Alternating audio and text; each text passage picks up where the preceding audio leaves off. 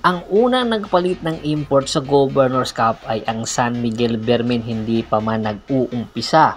Pero mukhang susunod na rin ang tropang Giga dahil nga tapos na ang stint ni Rondy Hollis Jefferson sa Puerto Rican Basketball League.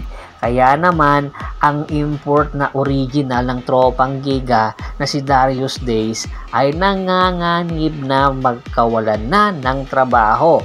Opo, ang paghahandang ito ng tropang Giga ay pagsisiguro na hindi na mauulit ang nangyari sa kanila noong nakaraan Governor's Cup. Ngayon pa lang ay inuumpisahan na nilang paghahanda o ihahanda itong si Rondy Hollis Jefferson. Napakaganda pa naman ang nilalaro nitong si Darius Days sa mga tune-up game ng tropang Giga. So hindi pa nagkakaroon ng kaba itong si Darius Days na papalitan na siya ni Rondy Hollis Jefferson. Sa katunayan nga, hindi pa rin naman inaanunsyo ng tropang Giga na papalitan na nila ang import. Pero malaki na ang posibilidad. Alam kasi ng tropang Giga ang pagkakaiba ng performance ni Rondy Hollis Jefferson kay Darius Days dahil isa na itong veteranong si Rondy Hollis Jefferson sa PBA at alam niya na ang mga pasikot-sikot sa PBA. Sa katunayan niya, nakakuha na siya ng kampyonato. Ito yung pagkakaiba niya kay Darius Days dahil si Darius Days kung sa PBA, rookie pa siya, marami pa siyang dapat matutunan sa mga patakaran at mga diskarte bilang player ng PBA. At sa pagiging import, malayong-malayo pa itong si Darius Days sa mga natural import or mga resident import na ng PBA katulad na lang ni Justin Brownlee. Kaya naman ito yung pinaghahandaan ngayon ng tropang Giga. Hindi mang katakatakan ang mga credential na meron itong si Darius Days ay NBA caliber, pero walang-wala ito sa mga performance or sa mga past performance ni Rondy Hollis Jefferson. Kaya aabangan natin kung kailan ito i-anunsyo ang pagpapalit ng import. Lipat tayo sa Barangay Ginebra, San Miguel. Sino ba ang hindi nakakakilala kay GM Calma? Ito yung Northport Batang Pier big man na ngayon ay mayroon iniindang injury. Natamo niya ito sa nakaraan Philippine Cup dahil nga sa maganda na itong performance. Sa katunayan nga, sa laban ng Barangay Ginebra, doon niya ito nakuha ang kanyang injury. Kaya naman, hindi katakataka na ang Barangay Ginebra San Miguel ay magkaka-interes kay GM Calma. Lalong-lalo na ngayong wala na nga si Christian Stan Hardinger sa Barangay Ginebra San Miguel.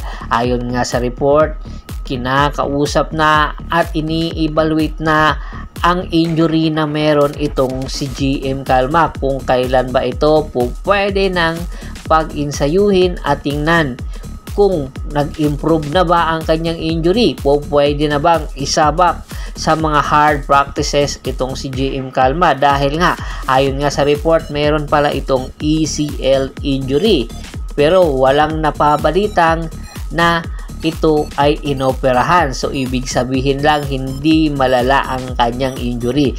Kinakailangan lang ipahinga ang kanyang ACL at muling mag-improve or i-rehab ang kanyang mga injury para nang sa ganon ay maging 100% muli itong si GM Calma, dahil nga badly needed ito ngayon ng Barangay Ginebra San Miguel.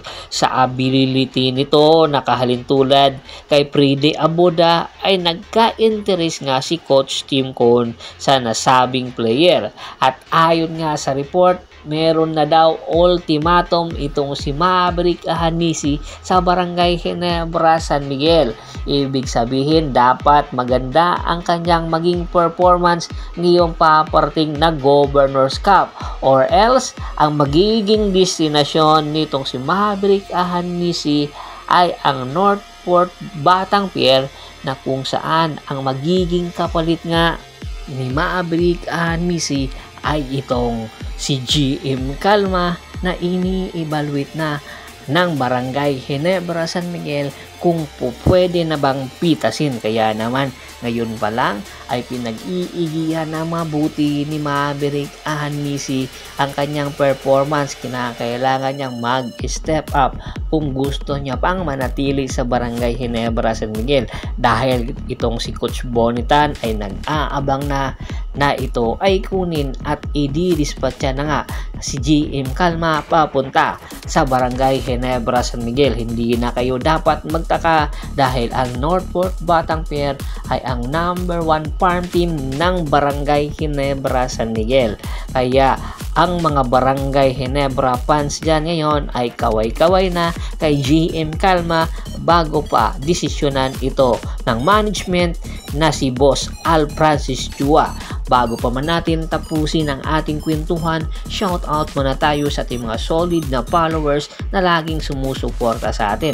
Kay Sir Rolando San Gabriel, Malyari Mascariñas, Analisa Puno, Gerald Di Guzman, Timothy Lakap, Kagawad Katsakino Dukusin ng Hagonoy, Bulacan, Ronald Bersubidad, Adrian Dulay at sa Dulay family, Anthony Lakialon at sa Lakialon family, John David Gulapa, Scott Ranger, at si Mr. Yornel Velches. Marami pong salamat sa walang sawa niyong pagsuporta. Pakibisita na rin po ng Facebook fanpage ko na Paul Goso Hapres PH at ng TikTok channel ko na Percival Monteron channel para nga gayong laging updated sa lahat ng kwentuhan. Hanggang sa muling kwentuhan, maraming salamat po.